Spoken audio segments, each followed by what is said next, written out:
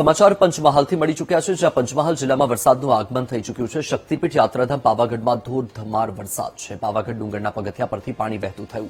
શહેરના રસ્તા પર વરસાદી પાણી ફરી વળ્યું। દ્રશ્ય તમારી ટીવી સ્ક્રીન પર પંચમહાલથી, જ્યાં શક્તિપીઠ યાત્રાધામ પાવાગઢમાં ધોધમાર વરસાદ અને વરસાદના પગલે જે પાવાગઢના પગથિયા છે એ પગથિયા પરથી પાણી વહેતું થયું છે। અને હાલ પાવાગઢ છે ત્યાં કુદરતી સૌંદર્ય પણ એક તરફ ખીલી ઉઠ્યું છે, બીજી તરફ વરસાદી વાતાવરણ છે અને વરસાદી વાતાવરણની વચ્ચે વાતાવરણ પણ ખુશનુમા જોવા મળી રહ્યું છે। એક તરફ જ્યાં વરસાદની આગાહી અને વરસાદની આગાહીની વચ્ચે ધોધમાર વરસાદની શરૂઆત।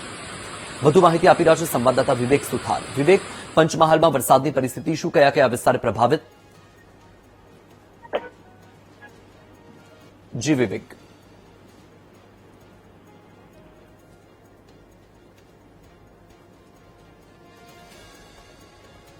ટેકનિકલ ખામી સર્જાઈ છે। અમારી ટીમ ફરીથી વિવેકને જોડવાનો પ્રયત્ન કરશે। હાલ દ્રશ્ય તમારી ટીવી સ્ક્રીન પર પંચમહાલથી સામે આવ્યા છે, જ્યાં પંચમહાલ જિલ્લામાં પણ વરસાદનું આગમન થઈ ચૂક્યું છે।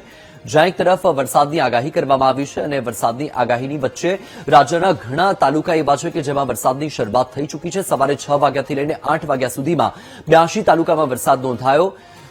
પંચમહાલની માહિતી મેળવીએ સંવાદદાતા વિવેક, શું માહિતી?